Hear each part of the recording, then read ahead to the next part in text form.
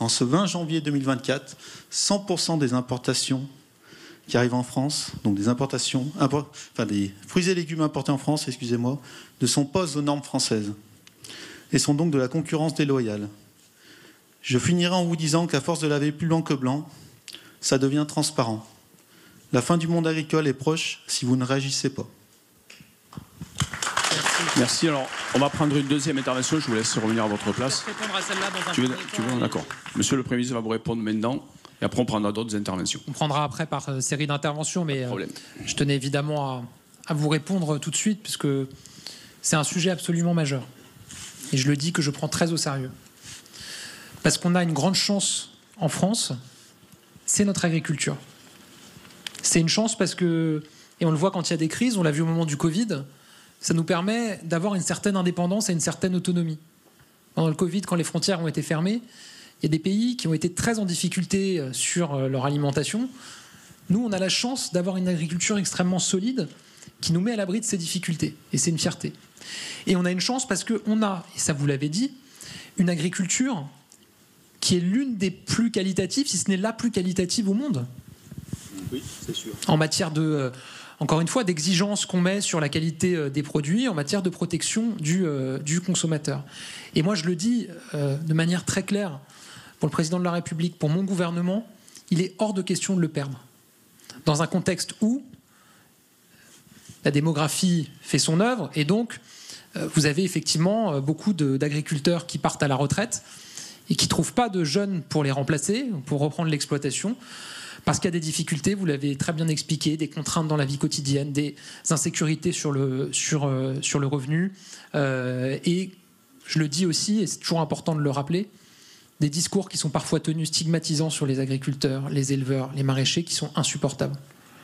Et ça paraît une évidence de le dire, je pense qu'ici tout le monde est d'accord, mais c'est toujours important de le rappeler. En tout cas, moi, en tant que chef du gouvernement, c'est important de le rappeler, parce qu'on a malheureusement tendance, dans certains discours politiques, à entendre des choses qui sont absolument inacceptables. Non, les agriculteurs ne sont pas des bandits. Non, les agriculteurs ne sont pas des pollueurs. Non, les agriculteurs ne sont pas des personnes qui torturent les animaux, comme on peut l'entendre parfois.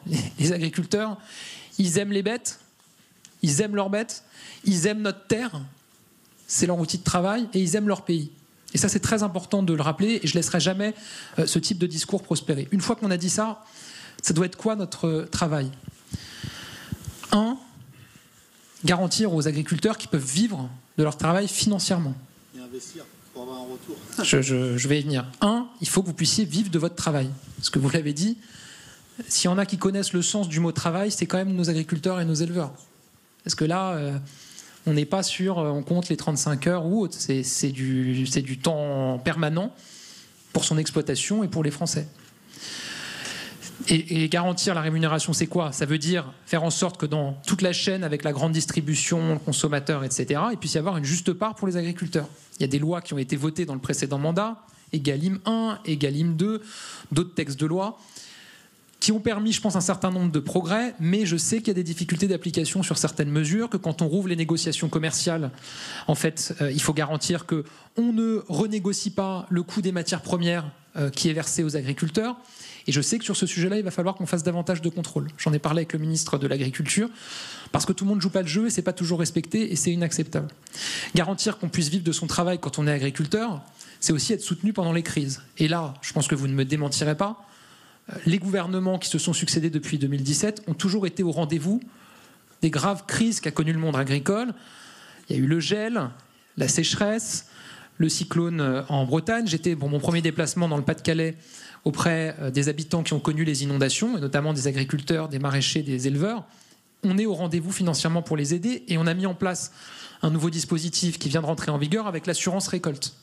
C'est quasiment 700 millions d'euros qui sont investis pour garantir que tous nos agriculteurs sont assurés, y compris avec la puissance publique, pour quand il y a des difficultés, une perte de récolte, qu'ils puissent être accompagnés financièrement.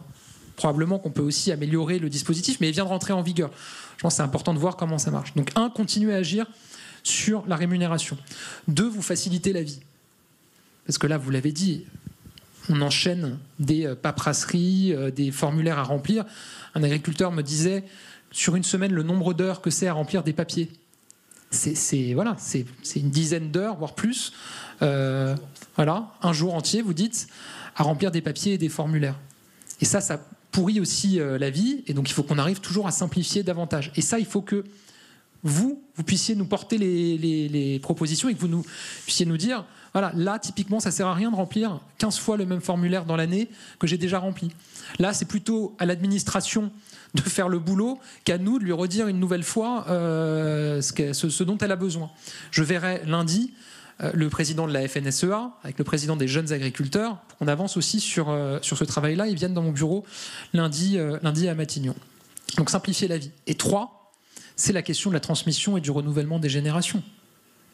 Parce que si on n'arrive pas à renouveler les générations en agriculture, si on n'arrive pas à permettre à des jeunes qui veulent reprendre une exploitation, et moi je suis sûr, je vous le dis, qu'il n'y a pas de crise des vocations.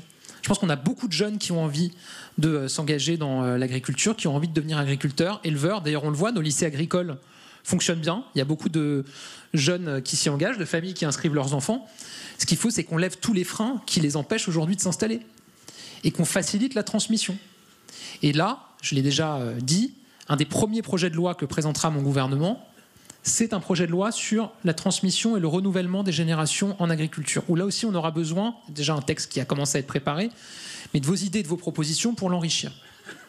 Donc sur ces 3 sujets, sur la rémunération, la simplification au quotidien et le renouvellement et la transmission, je le dis, on sera au rendez-vous avec vous pour y travailler. Après, vous avez abordé des enjeux spécifiques, mais je suis conscient que ce qui... L'arboriculture est vraiment en crise. Ouais. Aujourd'hui, il y a des filières entières qui s'arrêtent. Voilà. Je suis conscient qu'il y a un truc insupportable pour nos agriculteurs, et je pense qu'il l'est d'ailleurs pour tous les Français, c'est de se dire on interdit certaines pratiques ou certains produits en France, donc on complique la vie de nos agriculteurs, et en même temps, on permet l'importation de produits de l'étranger qui, eux, utilisent ces mêmes produits. Ça, c'est incompréhensible. C'est pour ça qu'on s'est beaucoup battu ces dernières années pour ce qu'on appelle les clauses miroirs, pour que quand il y a des accords internationaux, on demande que ce qui peut être importé en France bénéficie du même standard que ce que nous, on s'applique. Vous avez parlé des crises, notamment sur la cerise dont on m'a parlé. Sur la cerise, pour le coup, il y a un produit, je crois que c'est Fosmet, c'est ça qui était utilisé parce qu'il y a la mouche Suzuki, voilà, qui abîme les cerises.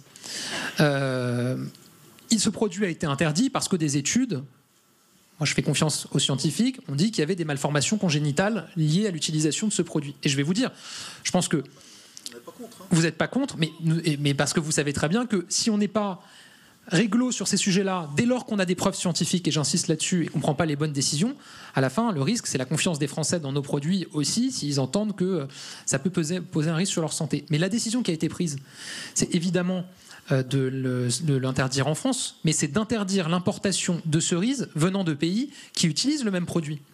Et pour moi, c'est ça la bonne ligne. Quand on prend une décision chez nous pour protéger les Français, qu'on l'impose à nos agriculteurs, il est impensable qu'on autorise l'importation de produits de l'extérieur qui ne protègent pas la santé des Français. Et donc ça sera pour moi une ligne très claire et on sera très vigilant sur le sujet.